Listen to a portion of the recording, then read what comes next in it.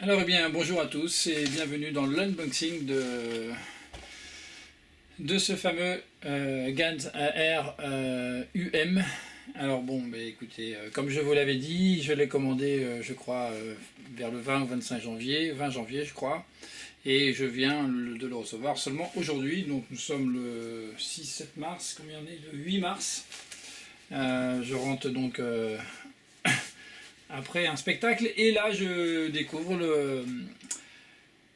le UM, donc je vais vous proposer. Alors je n'ai pas reçu le UK avec le 4x4 UK parce que c'est l'une des raisons d'ailleurs que ma commande a été longue, c'est que d'abord il n'avait plus de l'UM et ensuite le UK il est toujours en attente. Ils m'ont proposé un noir, mais moi je le veux en stickerless parce que j'ai écouté un petit peu les avis de tous ceux qui l'ont essayé dans les deux, et en particulier les anglophones, et il semblerait que le stickerless soit nettement meilleur.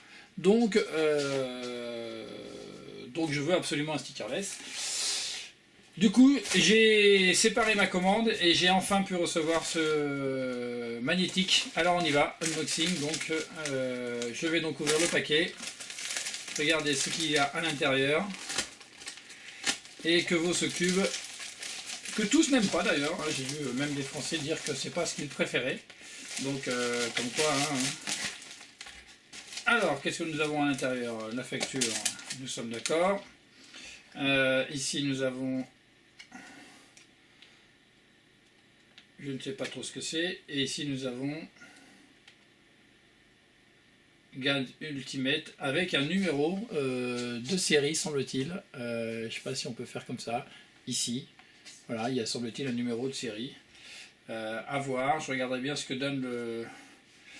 Mon téléphone est-il là? Non, je n'ai pas mon téléphone. Mais tant pis, je regarderai ce que c'est que le petit flash code là. Donc, enfin bon, voilà. Donc, une clé de carte. À l'intérieur, nous avons bien, les différents systèmes de réglage. Bon, j'ai regardé des vidéos en anglais. Là, certains préfèrent le jaune, d'autres le vert, d'autres le. Bon, c'est vraiment propre à chacun. Je sais moi que sur le mien, j'ai mis du jaune sur l'ancien. Le non magnétique on va dire. Donc ici nous avons le Gans Air, toujours pareil, c'est les mêmes boîtes, on a toujours à peu près les mêmes boîtes. Il y a le petit outil également là pour pouvoir, transparent là, donc je peux vous montrer, mais une espèce de petite, un petit outil qui permet, c'est là pardon, le petit outil qui permet de régler. Il y en a un dans chaque poche, ok très bien. Voilà donc le Gans magnétique. Voyons ce qu'il donne. Voilà. Bon, les couleurs sont absolument magnifiques, hein, on peut dire ça, c'est pas toujours le cas.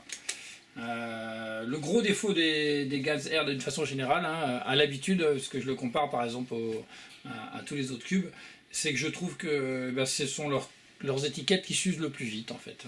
Donc l'avantage c'est que c'est toujours les mêmes quasiment, donc, depuis la première version. En termes de poids, il n'a pas l'air plus léger, mais enfin il a l'air très très bien. Je vais donc essayer de voir ce que ça donne. Oh là, il n'y a aucun bruit, dis donc. Alors là, il est très très très très silencieux.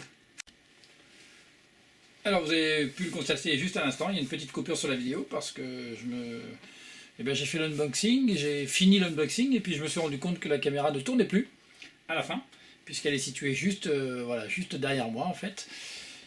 Et en fait j'étais au bout de la carte mémoire, donc du coup je vais reprendre, ça sera un petit peu moins spontané, hein, mais c'est pas très grave. J'en étais juste au moment où je découvrais qu'il était très silencieux. En fait on va vite se rendre compte qu'il n'est pas si silencieux que ça, puisque quand on manipule en fait on entend bien les bruits, hein. Mais c'est vrai que sur le premier mouvement comme ceci, j'avais l'impression qu'il n'y avait pas de bruit en fait, et c'était peut-être la partie un petit peu huileuse, hein, mais là cette fois on voit bien que quand on tourne, enfin on l'entend en fait, il n'y a pas de souci. Entre temps, je suis allé voir, tenez, je vais en parler, je suis allé voir ce petit code. Alors bizarrement, moi je suis tombé sur un truc de poker en ligne. Donc comme le Rubik's Cube est quand même très souvent orienté pour des jeunes, je trouve pas ça très, très subtil. Bon, c'est pas très grave, mais ça oriente les jeunes vers le poker en ligne. Je pense qu'ils ont le temps lorsqu'ils ont moins de 18 ans. Donc voilà, si c'est votre cas, vous embêtez pas trop avec ça, ça n'a pas trop d'intérêt. Ils auraient pu avoir la bonne idée de mettre la vidéo de Zemdex, même si vous la connaissez, mais du champion du monde, et du record du monde, par exemple, avec ça, ça aurait été plus subtil. Bon, enfin bon, c'est pas grave.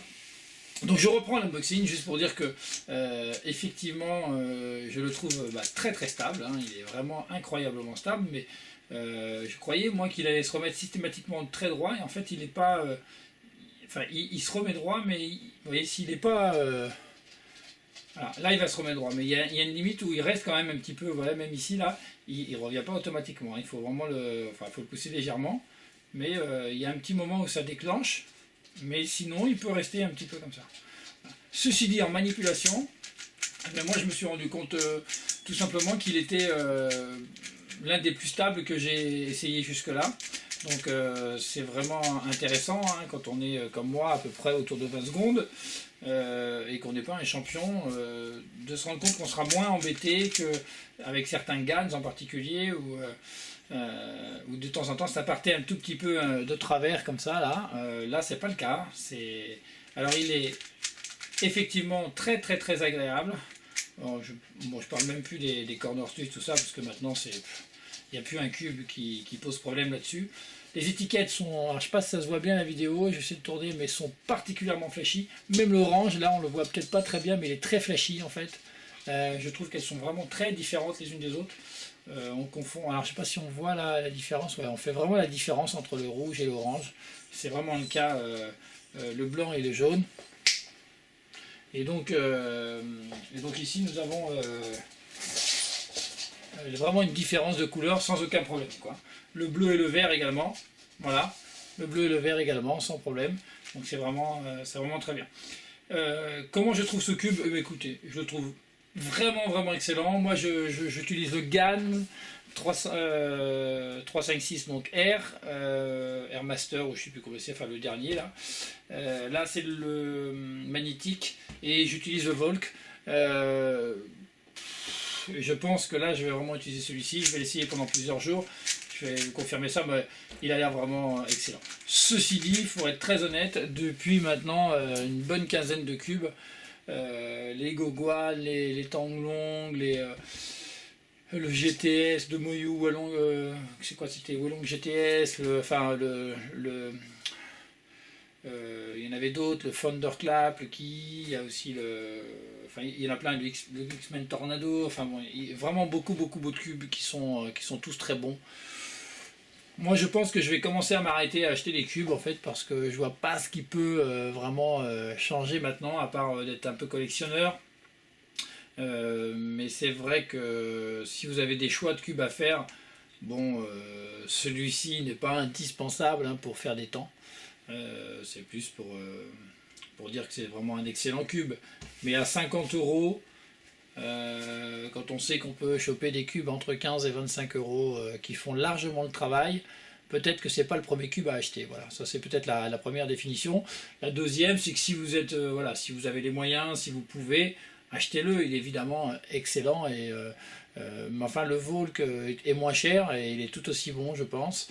Alors il y a le Volk magnétique je crois maintenant, enfin bon il y a toujours moyen de trouver des petits détails.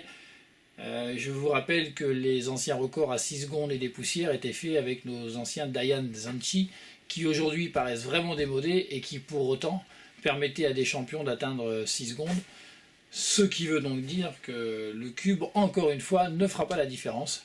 Par contre, si vous voulez sentir la différence, avoir vraiment quelque chose d'agréable, et que vous avez les moyens, achetez plusieurs cubes, comparez-les et prenez celui qui vous intéresse. Pour le Gans Air magnétique, il est vraiment super, d'une stabilité absolue, il glisse bien, il n'est pas forcément d'une rapidité, c'est pas celui qui paraît être le plus rapide. Les Gogwan par exemple semblent plus rapides, mais voilà,